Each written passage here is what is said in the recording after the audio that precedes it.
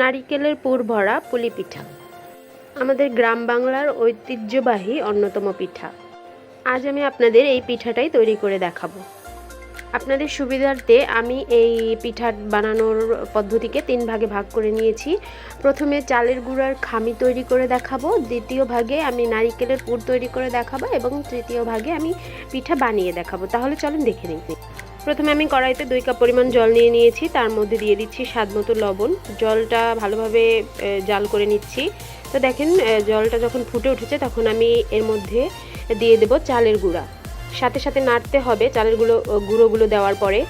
এই প্রসেসটা খুব দ্রুত করতে হবে, না হলে খামিটা ভালোভাবে হবে না। তো দেখেন আমার হয়ে গিয়েছে। এখন আমি এটাকে নামিয়ে এভাবে মেখে ডোতে পরিণত করে নিয়েছি। এখন আমি তৈরি করে দেখাবো নারিকেলের পুর তৈরির রেসিপি। নারিকেলের পুর তৈরি করার জন্য আমি আর একটি কড়াই নিয়ে নিয়েছি। কড়াইটা হালকা গরম হওয়ার পরে আমি এর মধ্যে দিয়ে দিচ্ছি নারকেল কোড়া। এখন আমি এটাকে একটু নেড়ে চেড়ে নেব যাতে নিচে লেগে না যায়। এখন আমি এর মধ্যে দিয়ে দেব গুড়। তো আপনারা আপনাদের পরিমাণ মতো দেবেন। আমি আমার স্বাদ মতো গুড় দিয়ে এটাকে ভালোভাবে মিশিয়ে নিয়েছি।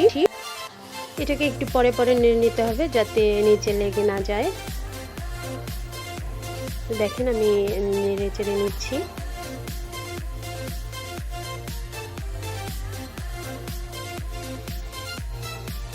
তো কিছুক্ষণ ভেজে নেওয়ার পরে তৈরি হয়ে গেল আমার নারিকেলের পুর। এটা একটু আঠালো আঠালো হয়েছে, দেখেন দেখেই বোঝা যাচ্ছে।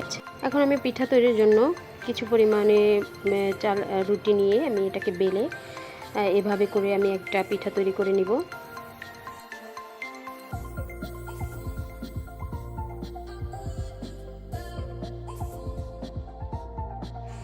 তো রোলের মতো করে আমি একটা পিঠা তৈরি করে নিয়েছি।